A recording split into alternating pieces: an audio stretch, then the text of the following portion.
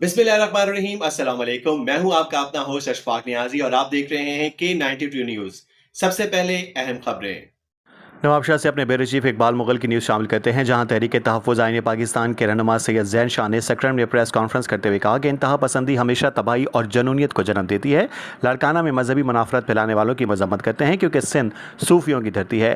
Harassment करने वाले मौलवी का मुकदमा दर्ज करके मुतासरा फैमिली को पुलिस तहफ़्फ़ुज़ फराहम करें। सिंध आज भी खतरात में है। पीपी और नून लीग ने सिंध को नुकसान पहुँचाया। सिंध के वसाइल और दरिया सिंध बचाने के लिए मुश्तरका जदोजहद की ज़रूरत है। हुजे उन तबाही आंदी आहे, उन चङाई कान आंदी आहे। उन करे दुनिया में गॾु रहण लाइ असांखे महज़ूब तरीक़ा इस्तेमालु करणा पवंदा ऐं सॼे मुल्क जे अंदरि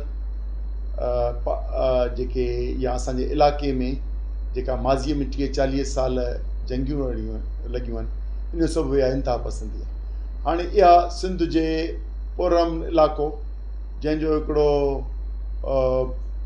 इंसानियत जो हिकिड़ो पैगाम आहे ऐं ॿधीअ जो पैगाम आहे, सिंध में वटि सॼी दुनिया लाइ मैसेज आहे। असां इहो चवणो हूंदो उन में जहिड़ा इन जे क़ाबिल मज़मत असांजी मज़मत कंदे घुर था करियूं आलिमनि खे त इहे छुड़वाक जेके आहिनि इन्हनि खे रसे सां ॿधी रखनि ऐं हुकूमत ते लाज़िम आहे, सिंध हुकूमत ते लाज़िम आहे त इनफरादी हेरासमेंट जो केस दाख़िल करे उन ते एक्शन खणनि।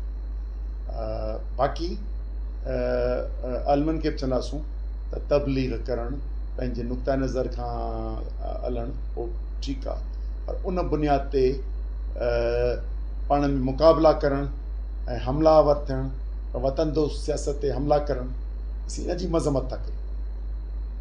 तव्हांखे नज़र नथा वणनि, असांखे बि थी सघे थो खोड़ शयूं तरीक़ेकार न वणंदो हुजे, पर उन में गॾिजी कीअं थो हली सघिजे।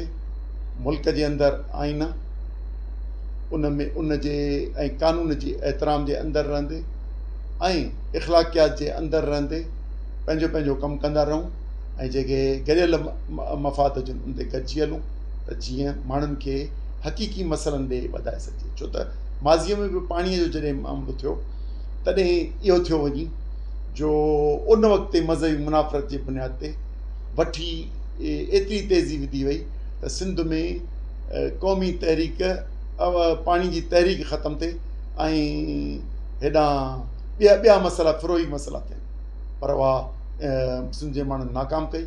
हिन वक़्तु बि सिंध खे जेके ख़तरा आहिनि, जेके पीपुल्स पार्टी, नून लीग ऐं इत्तेहादी जमायतुनि जेको मुल्की फ़ैसिला पिया कनि ऐं पीपलनि सिंध विकिणी ऐं हुकूमत वरिती आहे, त इन में जेके मुस्तक़बिल जा ख़तरा आहिनि ऐं माज़ीअ में जेके सौदा करे चुका आहिनि, पंहिंजूं ज़मीनूं वरायूं, पंहिंजो दरिया वरायूं, पंहिंजो समुंड वरायूं, मादनी वसीलनि खे बचायूं, सिंध जी जाग्राफी खे बचायूं, सिंध में ॿिटे बल्दियाती निज़ाम खे बचायूं, उन जे लाइ तयारी करियो ऐं सभु सियासी पार्टियूं पंहिंजो मुस्बत किरदारु अदा कनि। महिरबानी।